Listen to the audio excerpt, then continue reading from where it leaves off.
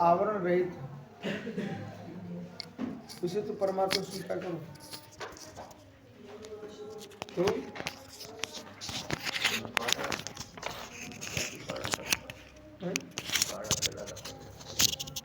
Mummy के पास तो रखो, दे दो। पूर्व कायकारो पात अर्थम समर्थन पुष्करम हेतुम आहा। पूर्व कायका में प्रतिपादित अर्थ का समर्थन करते हुए जो पुष्कल सर्वोत्तम हेतु है उसको कहते हैं दोषावनियो हानिर निशेषा साइन्यात कुछ ताश हेतुभ्यो वैरंतर मलक्ष्या।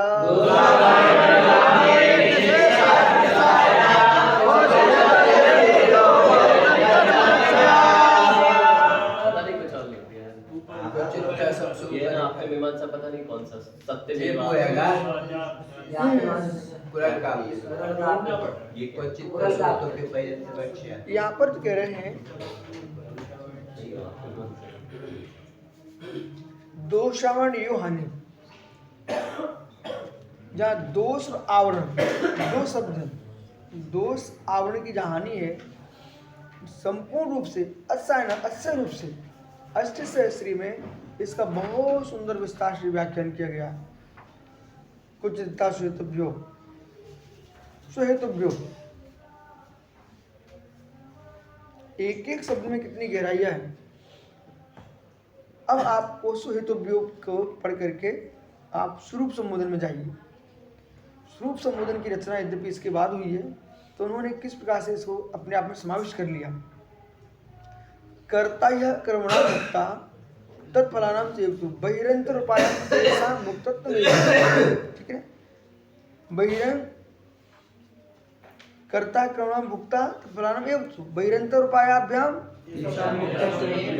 तो जीव कर्म का कर्ता कर्म का भुक्ता है और अंतरंग बहिरंग उपाय के माध्यम से तेसा मुक्तत्व में भी और स्वयं ही मुक्ति को प्राप्त होता है। तो वह यहाँ पर हमने क्या किया, अन्य सारे कर्ताओं से स्वतंत्र कर दिया। तेसा मुक्तत्व में भी स्वयं ही केसाम स्वयं ही। इसी प्रकार से यहाँ पर एक शब्द का प्रयोग कर रहे हैं क्वचित तथा सुहेतुभ्यो। सुहेतुभ्यो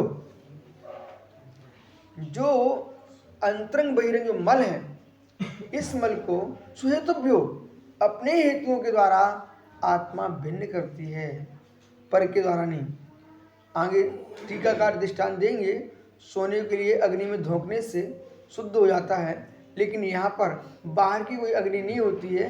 ये आत्मा को शुद्ध करने के लिए कर्म कलंक दो शब्द ना, दोष और आवरण, दोषों के लिए और आवरण के लिए।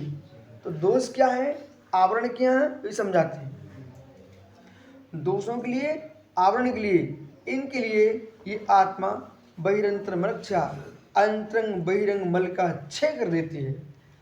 द्रव्य से ए भाई औदारिक बेकर का हारक तेजस कारमान ये शरीर है नौकर्म, ये सब क्या है, बहिरंग मल है।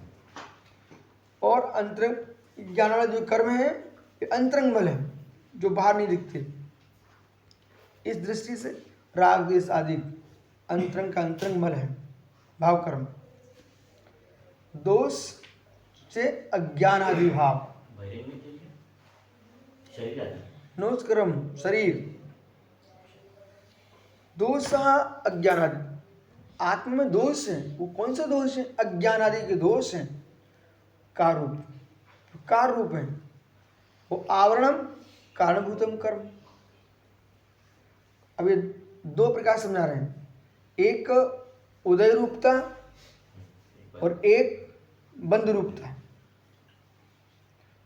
अज्ञान आदि जो उदय में चल रहा है ये हो गया क्या, दोष हो गया। और आवरण कारणभूत कर्म, ये जीव के अंदर अज्ञान भाव क्यों आ रहे हैं, कर्म के उदय से आ रहे हैं। तो कर्म का जो बंध हुआ है ये हो गया आवरण, उदय जो आया है वो दोष। जो कर्म का बंध हुआ है जीव को ये आवरण, और जो उदय में आ गए हैं ये दोष। किसी जीव ने ज्ञान और कर्म का बंध कर लिया तो आवरण हो गया, उदय में आ गए कितने लोग तत्व समझाएं, ग्रंथों पर ग्रंथ पढ़े जा रहे हैं, पर अपने दिमाग में कुछ भी नहीं चल रहा है। क्या कर सकते हैं हमारा? आवरण तो 2 कर्मों पे पड़ता है, 11 में दर्शन और बाकी तो सब पे आवरण पड़ते ही नहीं, तो आवरण सब था नहीं। 8वां पर आया भैया, ज्ञानावर्णी, दर्शनावर्णी, वेदनी, मोहिनी, तो पे आता है ना आवरण सब तो। ठीक है, तो ज्ञानावर्णी, दर्शनावर्णी, मोहिनी, तो जो सम्यक को आवृत करे सो मोहिनी, आपको लगा लेना चाहिए। ठीक है ना? ऐसे सम्यक का विघात कर रहा मोहिनी कर्म, सुख का भी विघात कर रहा मोहिनी कर्म, और इनके माध्यम से बात 2 ही पे आवरण पड़ता है।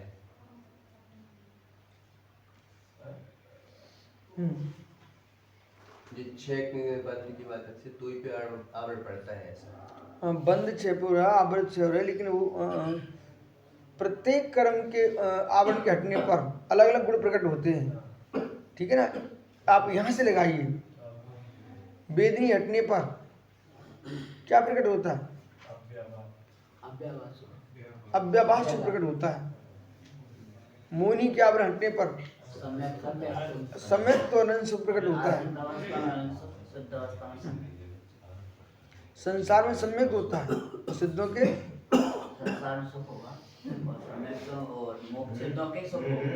सिद्धों में सुख प्रकट होता है, संसार में सम्यक प्रकट होता है। संसार में सम्यक तो नहीं होगा, चाहे तो जो मोहिनी कर्म का लिए वहाँ पर सिद्धों के सम्यक के लिए है, और संसारियों में चाहे तो मोहिनी कर्म वो अनंत सुख होगा, अनंत सुख और सिद्धों के वेदनी कर्म सुख की जगह अव्यवाद सुख हो गया हमारे। अरे ऐसा बोलो मित्र, मोहिनी कर्म के 6 होने से जीव के अनंत भगवान के अनंत सुख प्रकट होता है, और सिद्ध भगवान का अव्यवाद सुख प्रकट होता है। ऐसा बोलो, अव्यवाद वो तो वेदनी कर्म है, तो वह अनंत सम्यक, अरे वो छाया सम्यक अनंत सम्यक है ना। अनंत चतुष्टय की बात करो तो कैसे बोलोगे? अनंत ज्ञान, अनंत दर्शन, अनंत सुख, अनंत वीर।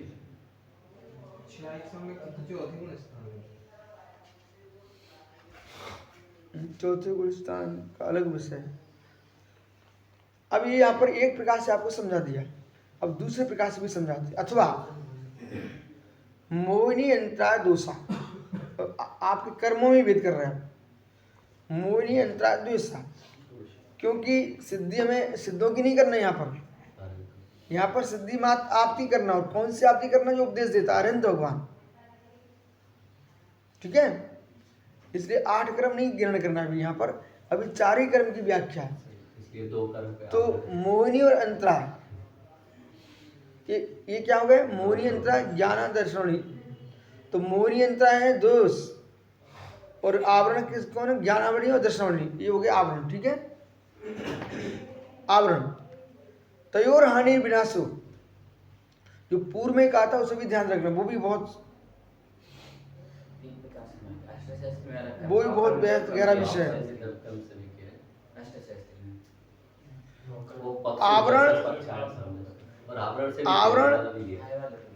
आवरण और दोष, तो फिर उन्होंने दूसरा विषय द्रव्य कर्म भाव कर्म, तो दोष भाव कर्म, आवरण द्रव्य कर्म, ऐसा अष्टशास्त्री में दिया।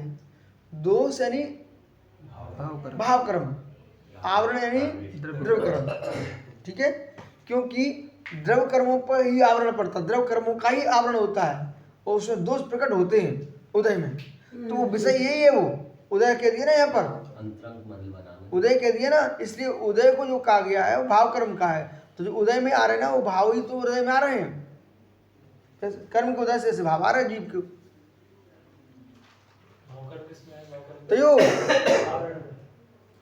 तयोर अब 9 कर्म, 9 कसाम पूछ रहे कि 9 कर्म पूछ रहे हो? अरे भाव कर्म मुद्दे में आ रहे हैं, भाव कर्म मुद्दे में आ रहे हैं, इसका विशेष भाव कर्म मुद्दे में आ रहे हैं, इसको मतलब जो हमने कर्म का बंद किया था, हाँ ज्ञानावरणी कर्म का बंद किया, हाँ हमको कुछ भी ज्ञान नहीं हो रहा है, और कोई ज्ञान की बातें भी करे तो मन नहीं लगता जीव को, और राग देश परिणाम चल रहे हैं, वो भाव कर्म है। वो तो ठीक है। हाँ, नहीं उदय ये उदय में आ रहे हैं तो ये उसको थोड़ा सा विशेष। हाँ, जो उदय में आ रहे हैं,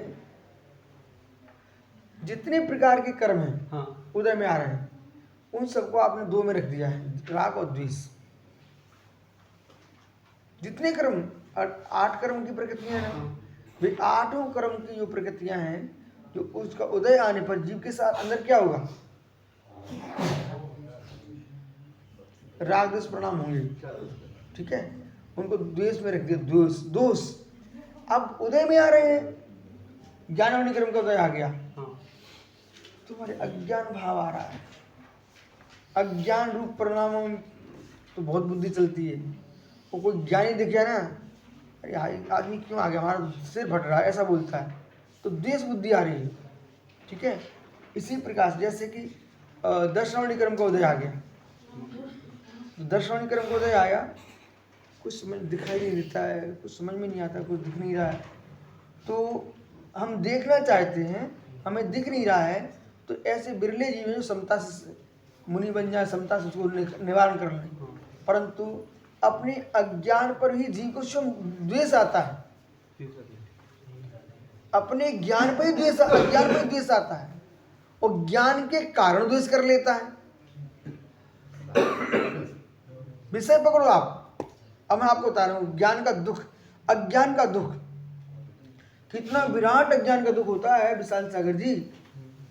अब ये भैया पंडित लोग हैं, ज्ञानी लोग हैं, बड़ी ऊंची ऊंची बातें कर रहे हैं, अब मेरी कुछ समझ में आई नहीं, तो क्या करूं, ऐसी अज्ञानता छाई बन।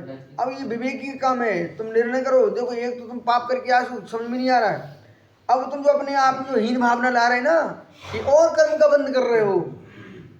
ये स्वयं के प्रति द्वेष आ रहा है, द्वेष, अरति भाव। अरति भाव किस में जाएगा, द्वेष में जाएगा। और अब हो गया ज्ञान प्रकट हो गया, मैं ज्ञानी हूँ, हिम्मत आ रहा, मद, रति भाव। ये तो स्वाभाविक रूप से आ रहा है ना, जैसे रति भाव, उसमें रस ले रहा, रस स्वभाव नहीं है, रस ले रहा, रस। मैं ज्ञानी हूँ, लोग कुछ भी नहीं जानते, बार बार टकरा रहा है, बार बार टकरा रहा है, उसे रोकिए, उसे रोकिए। द्वेष है, दोष है, दोष। अहम भावना, हीन भावना, दोनों दोष ही हैं। दोस्त पहले कि अपन कहाँ सोचे थे, अपन सोचत के नहीं आ रहे हैं, तो अपन कच भी गए, तो भी आ रहे हैं। अब यहाँ पे भी निरोधक तब भी आ रहे ना, हम विषय परिवर्तन कर सकते हैं। तो अपन को वहां से उठना चाहिए, फिर भी ऐसा हुआ, फिर अब क्या नहीं बना रहेगा। नहीं, वहां से मत उठिए, वहां से उठा लीजिए।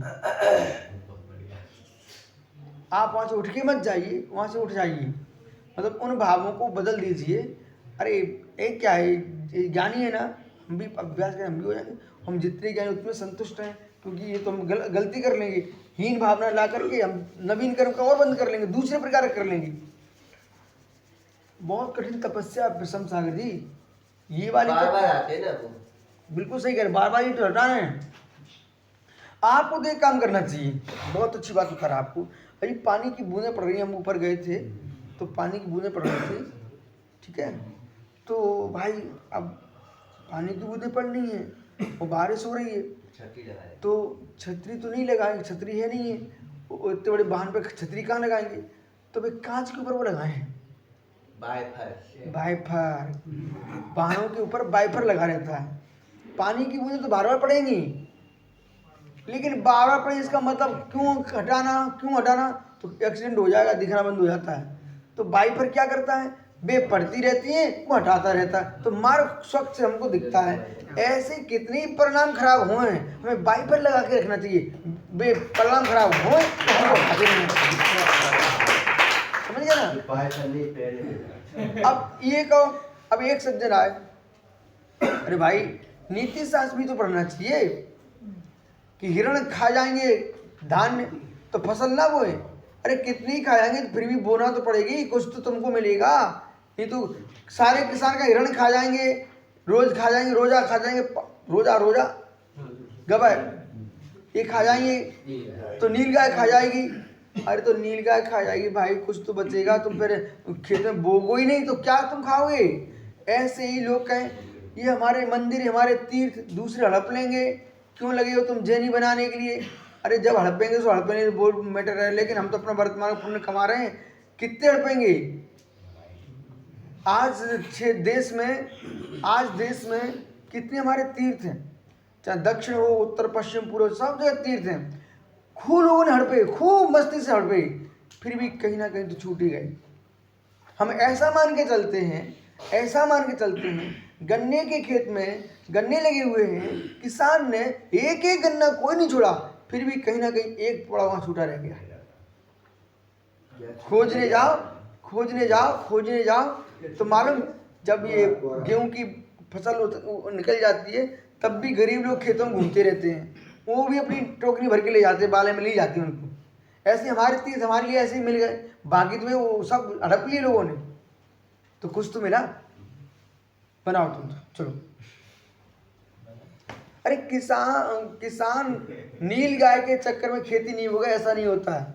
अब तुम कहो ये सब नष्ट हो जाएंगे, ये अगला काल आएगा, अरे अगला काल आएगा तब तो नष्ट होंगे, लेकिन वर्तमान में तो हम स्वाध्याय करेंगे नहीं करें आगम के। इसलिए मतलब 4 बार जैसे रहना चाहिए अपन को। हमारा खेत है वहाँ मैं बैठ गई। दोष वो अंतरा है भाई, अथवा वो अंतरा दोषा, समझ में गया। ज्ञान दर्शनावणी आवरण, वो ज्ञानावरणी दर्शनावणी ये आवरण, भूलना नहीं। पूछूंगा मोह अंतरा क्या है, दोष, और ज्ञानावरणी दर्शनावणी आवरण।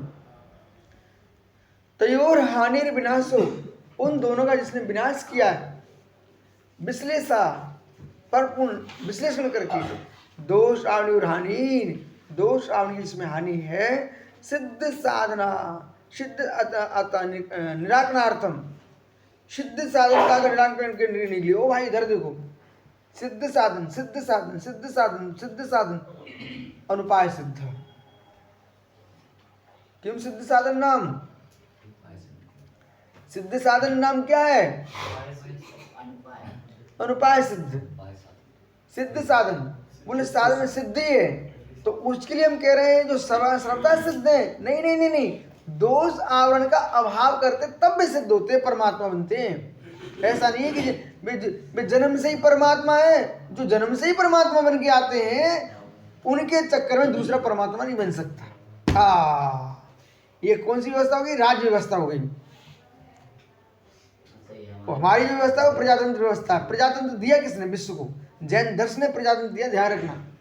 गणतंत्र की सबसे पहली स्थापना थी वैशाली में, थी भगवान महावीर के नाना गणतंत्र के राजा थे, मुखिया चेटक।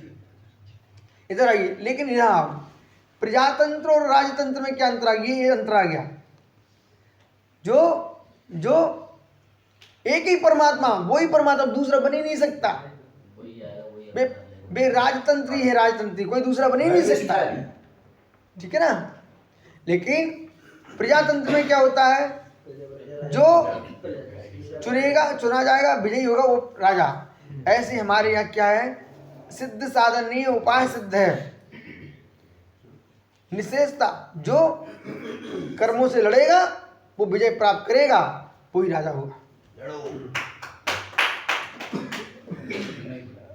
समझता समूल प्रहरण इत्युक्ता, संपूर्ण जो प्रहार करते, नाश करते कर्मों का, अस्ति भवति, भी होते हैं। अस्यान्यात, अस्य रूप से कितना विस्तार किया रहा इसका, अस्यान्यात का कितना विशाल विस्तार किया है। दोहराओ विषय को, तभी तो याद रहेगा। प्रकष्टमाणम, अच्छानाथ नहीं, प्रकष्टमान, प्रकष्ट देशना, इसीलिए नाम रखा प्रकष्टमान। अज्ञान हानि, तो प्रकृष्टता को प्राप्त अज्ञान था, प्रकृष्टता पर अज्ञान था, उसकी हानि कर दी किसने, परमात्मा अरहंत देव ने। पूर्व अवस्था अतिरेकात, पूर्व अवस्था से अतिरेक कर दिया। क्वचित कश्चित पुरुष विशेष से, हाँ ये जो उसने कहा था ना, कोई भी आप तो नहीं है, कोई आप तो है ही नहीं है, सर्वज्ञ अभाववादी ने, तो हमने कहा कश्चित देश भवेद गुरु। सामने वाले ने कहा, कल निकल चुका विषय, कि संसार में कोई गुरु परमात्मा होता ही नहीं है, अभाववादी, सर्वज्ञ अभाववादी, पर आप तो अभाववादी। तो हमने क्या बोला, तीक्र समया नाम चा परस्पर विरोधता सर्वेशा मापता नास्ति कश्चित देव भवेद गुरु। जो तीर्थ करते हैं परस्पर में विरोधी उनके आगम, वो सभी तो नहीं हो सकते, लेकिन कोई ना कोई एक गुरु अवश्य है। और कोई ना गुरु क्या कर रहा है, हम अरहंत के पास ले जा रहे हैं। और वो खुश हो गया था इसलिए कि आप लोगों ने ये स्वीकार कर लिया, हम तो खुश हैं। बोले क्यों, हम सर्वज्ञ हैं। तीर्थ के समय परस्पर विरोधता सर्वेशा मापता नास्ति, उसने आपका सर्वेशा मापता नास्ति शब्द पकड़ लिया। आप जैनी लोग ये मानते ना, सर्वेशा मापता नास्ति, सभी आप तो नहीं होते हैं, बस मान लिया ना सभी आप तो नहीं होते हैं। तो फिर पर हमने दूसरी तुरंत बोला ना, कश्चित देव भवेद गुरु, कोई ना कोई एक गुरु अवश्य है। वो एक गुरु कौन है, वो अरहंत है।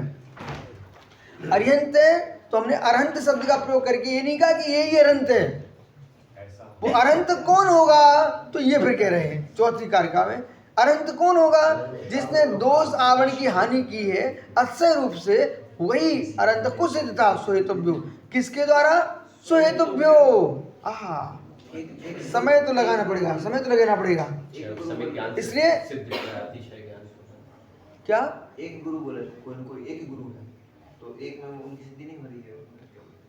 नहीं, हाँ बहुत ठीक कहा आपने। अब पकड़ो, आचार्य को मालूम था कि ऐसे कहने वाले लोग आएंगे, तुम एक गुरु मारा है तो वही गुरु ये वही बचा ना। तो मैंने सुनो, कौन एक गुरु, दोष आवरण और हानि, जिसके दोष आवरण की हानि होगी वो, एक परमात्मा मान रहे हैं। ठीक है ना। तो अब वो ऐसे कोई भी होंगे, सर्वेशा मापता ना, सर्वेश जो ये रागी देसी बैठे ना, ये सभी आप तो नहीं है, लेकिन परंतु जो दोष आवरण की हानि करता है, ऐसा गुरु जो भी होगा वो भी अतिशय रूप से वो कैसा हो ना, पूर्ण हानि, ईश्वरवाद की वो है। पूर्ण हानि, पूर्ण हानि। ये अपने हेतु दे दिया, दोष आवरण की हानि जिसमें होना थोड़ी चाहिए। बहुत तो सब में रहती है भाई। आवरण से रहित है, पर वो एक ही है। एक नहीं है, ऐसा कोई भी एक, ऐसा कोई भी एक, कोई भी। हम लोग बहुत समझदार हैं। कोई भी एक काट पाँच ऐसी बहुत सारे भी हो सकते हैं ना, मतलब पूरे हो गए तो बे उना जो आप तो नहीं है, उनमें तो एक ही कहलाएंगे। कश्चित पुरुष विशेष है, कोई पुरुष विशेष। यहाँ पर क्या ना, सारे पुरुष तो हो नहीं सकते, कोई पुरुष विशेष ऐसा। क्वचित यथा दृष्टांतम प्रदर्शकम स्वरूपस्य, अब दृष्टांत कहते हैं। आत्मो हेतु कारणानि, आत्मा हेतु कारण ते तथा भूत भूतस्य तेभ्यः, ऐसे कारण उनमें स्वहेतुभ्या, स्वहेतु से। इस स्वहेतु जो शब्द है ना, इससे पर गौर देना चाहिए, इस पर ध्यान देना चाहिए, बहुत महत्वपूर्ण शब्द है स्वहेतुभ्या। हम यहाँ पर किसी दूसरे तीसरे को खड़ा नहीं कर रहे। स्वहेतुभ्या, स्वहेतुभ्या, उपादान स्वहेतु ही होता है। पहला तो उपादान पर लक्ष्य ले जाइए, उपादान स्वहेतु ही होता है। अपने हेतु से, अपने में योग्यता है तो बहिरंग नाना निमित्त मिल जाएंगे, तदतन मूल हेतु स्यात्। इसलिए आप लोग एक स्वरूप संबोधन ऐसा गंभीर तैयार करो कि हर जगह देखो लग रहा है ना। और ऐसे आप हमसे कब तत्ता सूत्र लगा, मैं सब जगह तत्ता सूत्र लगा दूंगा, ठीक है ना। आपको द्रव्य संग्रह में द्रव्य संग्रह लगा दूं, सब जगह। एक ग्रंथ को गंभीर तैयार करो। इसलिए सुहेतुभ्या, कहाँ गए, सुहेतुभ्या, सुहेतु आत्महेतु कारणानि। यथा शब्द दृष्टांत। तो यथा शब्द दृष्टांत प्रदर्शक, यथा शब्द के दृष्टांत को प्रदर्शित करते हैं। स्वस्य आत्मनो हेतु, स्वस्य आत्मनो हेतु यानी उपादान हेतु, कारणानि कारण ते तथा भूत से, उस प्रकार होते हुए सुहेतुभ्या बही कीटकागम अभ्यंतरे कालमा। जैसे हम सोने की बात कर रहे हैं, अब सोने के अंदर द्वैतपना है, इसलिए उसको उदाहरण जम जाता है। आपने इष्टोपदेश में पढ़ा है, योग्योपादान योगे ने दृष्टा द्रव्य सांपत्ता प्यात्मात्मता मता। ये इसमें उपादान की दृष्टि से व्याख्या है, प्रधान था। योग्य उपादान से की योग्यता से ही स्वर्ण पाषाण स्वर्णपने को प्राप्त होता है। यदि योग्य उपादान नहीं होगा अंध पाषाण से सोना प्रकट नहीं होता है। इसलिए भव्य ही सुहेतु से परमात्मा बनता है, अभव्य नहीं बन सकता। कितनी भरंग हेतु लेके आ जाइए आप।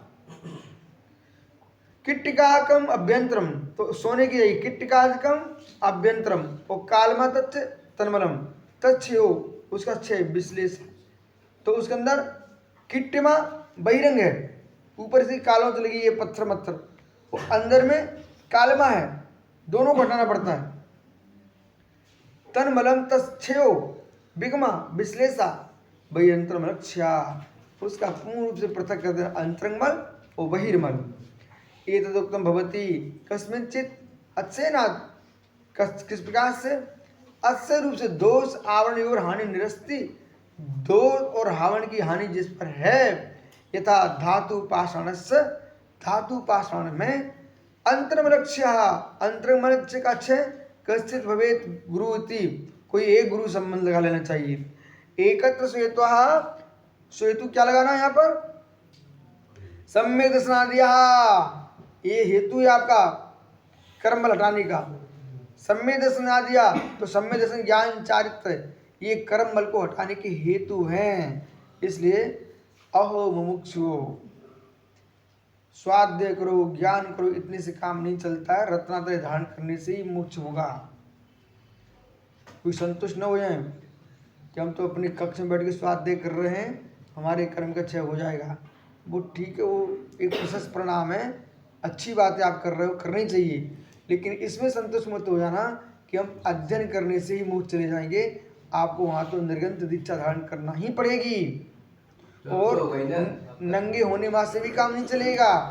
वहाँ पर जो दीक्षा का कार्य, जो दीक्षा के कार्य होते हुए सब करना पड़ेंगे। दीक्षा मोक्ष का कारण नहीं है, संयम मोक्ष का कारण है। अंतर समझिए आप।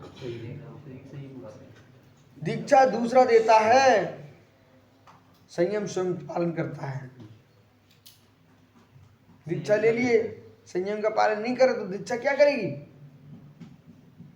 अन्यत्र पिंडी बंधन प्रयोगात, पिंडी बंधन प्रयोग द्वारा तथा एकत्व बहिर्मलम, एकत्व बहिर्मल शरीर इंद्रियादिकम, शरीर इंद्रिय अंतर्मलम कर्म, वो अंतर्मल कर्म, ये देखो हमने आपको कहा था ना बहिरंग में शरीर इंद्रिया लेना, अंतरम कर्म, अन्यत्र बहिर किट्टिकादिकम, और जो सोना है ना उसको बाहर में किट्टिकादिक, वो अंत में कालमा, सोने में अंतर्मल बहिर्मल किट्टिका है, वो अंतर्मल कालमा, इस पर समझना चाहिए। शेष आगे कल विशेष व्याख्या करेंगे।